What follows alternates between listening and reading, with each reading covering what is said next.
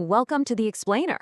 We're here to break down the big stories, and today we are tackling the epic conclusion to the Lord of the Rings saga, The Return of the King. So can one tiny thing really bring down the entire world? Well, let's get into it. The whole story, it really kicks off with this one single powerful object, and a promise that went very, very wrong. All right, Section 1, The Rings Past. You know, to really get what's happening at the end, we've got to jump back, way back, to a pretty dark beginning, long before Frodo's story even starts. So right here, you get a perfect snapshot of the ring's power. And listen, it's not just about turning invisible. This thing is like a poison for your soul. I mean, think about it. A simple fishing trip turns into murder, then exile, and over the years, the ring's influence just takes over, twisting this hobbit into that wretched creature Gollum, obsessed with one thing and one thing only, his precious. Okay, part 2, Frodo's journey. So now let's jump forward to the present day. That very same ring, it's now being carried deep into the heart of enemy territory by our hero, a young hobbit named Frodo. And the closer Frodo gets to Mordor, the heavier this burden becomes. It's not just a physical weight, you know? It's draining him, messing with his mind, making him paranoid. And who's his guide on this lovely trip? None other than Gollum, the one creature who knows this evil better than anyone. And Gollum himself is just a walking civil war, constantly torn between the person he used to be and the monster the ring turned him into. But let's be real, Gollum isn't there to help. Not at all. His only mission is to get his precious back. So he comes up with this nasty little plan to split up Frodo and Sam. See, he throws away their food, blames it on Sam, and just feeds into the paranoia the ring is already stirring up in Frodo. And it works. It totally works. Frodo, who's already half gone because of the ring's influence, falls for Gollum's lies hook, line, and sinker. He tells his best friend, his most loyal companion, to just go home. And he walks on alone, with absolutely no idea he's heading straight into a trap. And snap, the trap is sprung. Gollum leads Frodo right into the den of Shelob, this giant monstrous spider.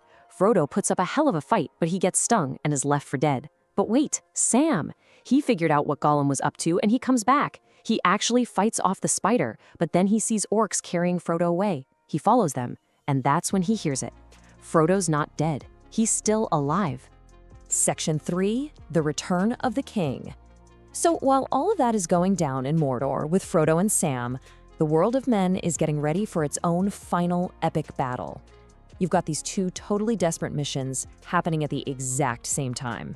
So Gandalf shows up at the huge city of Minas Tirith, right? He's there to warn them that Sauron's army is practically at the gates.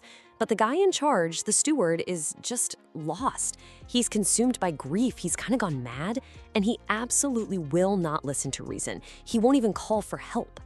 At the same time, you've got Aragorn, the true king in waiting, and man, he has an impossible choice to make. Does he fight alongside the armies of men, knowing they're completely outnumbered and will almost certainly lose, or does he take this forbidden, haunted path into the mountains to try and recruit an army of the dead? And yeah, when I say army of the dead, these aren't just any ghosts. These are the spirits of men who broke an oath to Aragorn's ancestors ages ago. They're cursed to just linger. The only way out for them is to finally fulfill their promise, and the only person who can command them to do it is the true heir, Aragorn, carrying the Sword of Kings. Part 4, The Final War. Okay, so all the pieces are on the board, and now 2 final, desperate battles are about to kick off. One is for the future of a city, and the other is for the soul of the entire world. So in the middle of this insane battle for Minas Tirith, you've got the Witch King. This guy is Sauron's #1 general, and he seems completely untouchable. He even takes down the King of Rohan. He's just standing there, unchallenged because of this ancient prophecy that says no man can kill him. And this is where that prophecy gets a brilliant twist. The king's niece, Éowyn, who's been fighting in disguise, steps up to face him, and her famous line, "I am no man." And with some help from a hobbit, she does what no man could. She destroys this supposedly indestructible enemy. It's an amazing moment. This right here, this is the whole strategy, and it is a long shot. So Aragorn uses the army of the dead to win the battle at Minas Tirith, and then he immediately lets them go, fulfills their oath. Then, to give Frodo a fighting chance, he takes what's left of his army and marches them right up to the Black Gate. It's basically a suicide mission, but the whole point is to act as a giant distraction, to make Sauron look at them instead of looking for the ring. But that whole plan means nothing if Frodo can't do his part. And inside Mount Doom, right at the finish line, the ring's power is just too much. Frodo can't do it. He claims it for himself. He fails. But then Gollum, who's been following them this whole time, attacks. In his obsession, he literally bites Frodo's finger off to get the ring back. And in that moment of pure joy, celebrating, he slips and falls into the lava, taking the ring, his precious, with him. So, just like that, the ring is consumed by the very fires where it was made. And because Sauron's power was tied directly to it, he's finished. Instantly. His tower crumbles, that giant eye just implodes. And his massive armies, which were only held together by his will, just fall apart. Middle-earth is finally free. Section 5. A New Dawn. The war is finally over. A new age of peace can begin. So you see Aragorn finally crowned king, bringing peace to the land. And the hobbits, these small, overlooked people, are now treated like the heroes they are. I mean, the entire world, even the king, literally bows to them. But all of this victory, it didn't come for free.